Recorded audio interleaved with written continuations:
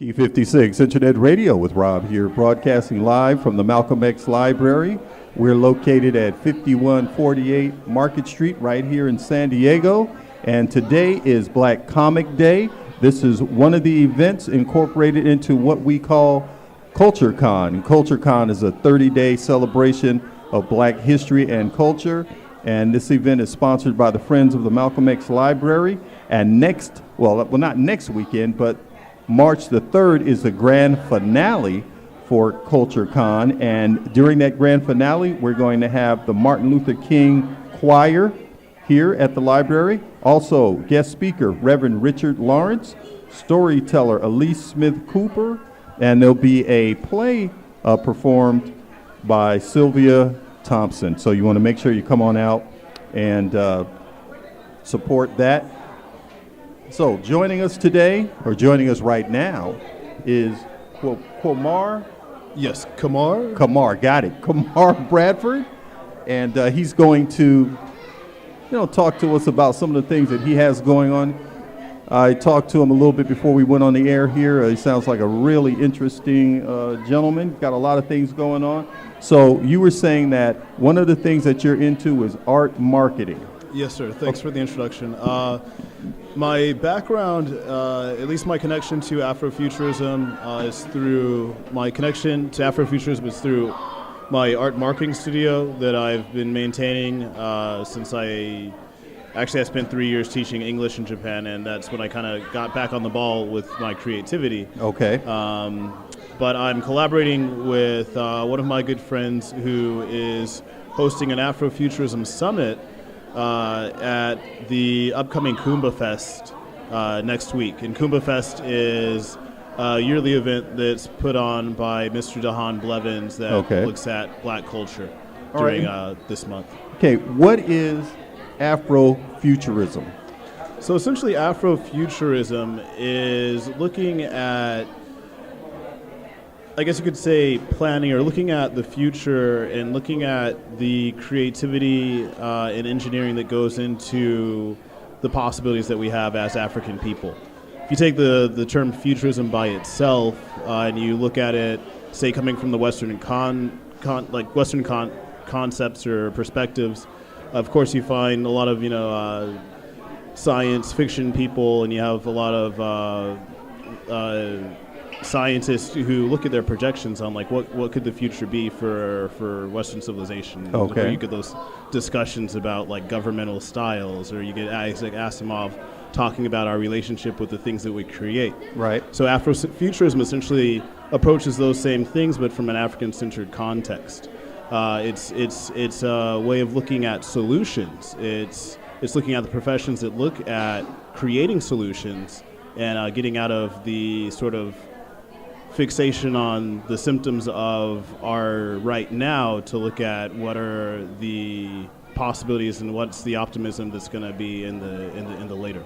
Okay, all right. And so the Afrofuturism Summit, and where's that going to be held? So it'll be held at the Lyceum, which is downtown at Horton Plaza. And here in San Diego, California, and it's going to be held for 4 days in a row: Thursday, Friday, Saturday, and Sunday. Thursday is going to focus on the Black storytellers of San Diego, and storytelling is very important for any sort of idea of futurism, because it's in stories that we create the heroes and the sheroes, which become our archetypes for how we want to be in the future, for the problems we want to be able to accomplish or overcome.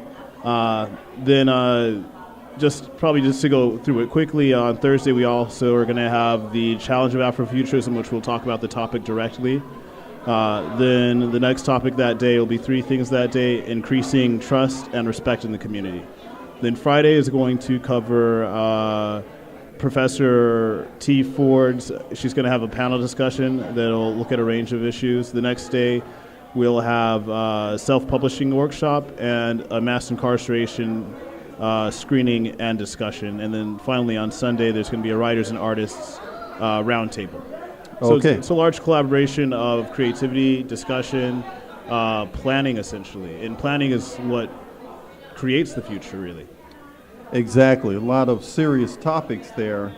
How do you think people can benefit from attending this summit? I think the number one way that people can benefit from attending the summit is coming in with an open mind, coming in with the challenges that you have in your everyday, whether it be with your family or whether it be your businesses or your relationships, or even larger social issues that we're challenged with, and see it as an opportunity to find other thoughtful people to come up with solutions. Even here, we have a variety of amazing artists, and art is one of the number one ways to visualize and create images, with our imagination on what we can be.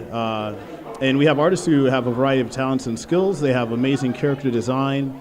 They have amazing rendering skills, but sometimes the story's not always there. Right. But from like one conversation, you can come up with an entire concept that gives you a story that you're able to work out, and maybe something that someone's had a writer's block or an artist's block on for a while, they come up with having that right conversation. Okay. And how are you involved in this event? So my role in this event in particular, I'll be facilitating one of the discussions on Thursday. In addition, I'm working with Dr. Firulai Richmond, who is the one who is coordinating the summit. With a follow-up, we plan to have at my own building where I have my studio downtown on 4th and Market that will coincide with Comic-Con, that will also extend our Afro-futurist activities, hopefully with another convention that provides a more artist and consumer-focused space to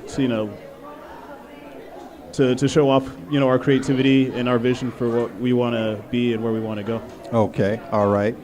Sounds like a really worthwhile event. That's Afro Futurism. That's the Afro Futurism Summit. That's going to take place February 22nd through the 25th.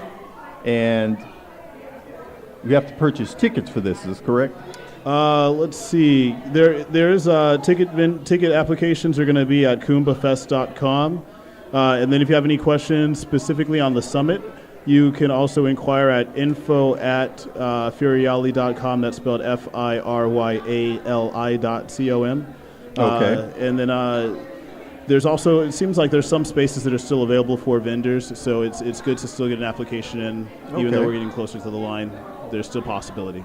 All right, and you just gave, why don't you give your contact information? Right, and you could, my contact information, I am at QABProserve.com, but I also am on the board for the Brokers Building Gallery downtown.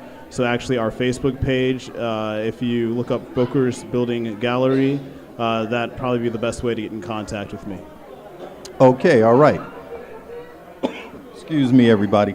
Been a long day here. I've been talking a lot. Okay, Busy so, day. well, I'd like to thank you, Qamar Thank you very much. Bradford, for joining us here today. A very, very interesting gentleman here with a very diverse background. And what do you think about, before I let you go, what do you think Sure. about the event here today? I think the event here is long overdue. Like I've had, like you said an interesting individual. I'm a local from San Diego. I started at Helix High School. My biggest passion was comic books. Okay. And I pursued that seriously for the senior project for graduation. I designed my own comic book with different characters. And just in my hobby time, I probably have 25 different characters with various storylines in addition that have, they're still on the shelf somewhere. Yeah, okay. Right. And it kind of took me into a journey of development is what the arts do. So when I graduated, I pursued Japanese language and art. Did study abroad at Osaka University of Arts in Osaka, Japan. Right. Mastered fluency in Japanese. Taught ESL, and I came back, and now Wow. I work in actually rehabilitation counseling for the state. We help people with disabilities find job opportunities. Okay. And I got my master's in that. All right. But the funniest thing was in studying that field, one of the biggest topics is self-efficacy, which is about a person's confidence. Okay. And the biggest motivation that a lot of people get for understanding how to be the hero in your own life or the shiro in your own life is looking at the archetypes that exist in literature and in comic books and in creativity, and we emulate those things. We become those things. Right. We dress as we see people who are successful dress, and we behave in those ways. Yeah, absolutely. And according to Jungian psychology, that archetypical sort of fashion that we mold ourselves in which we call it individuation, is integral for my own field, and it makes an event like today so powerful for anyone who can attend and their children who get to see all these great things that they can be, as long as they maintain confidence. There you go. All right.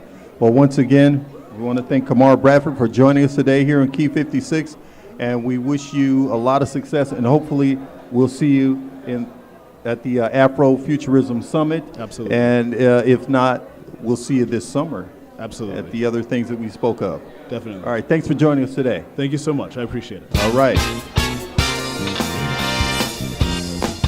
My first radio. Key 56.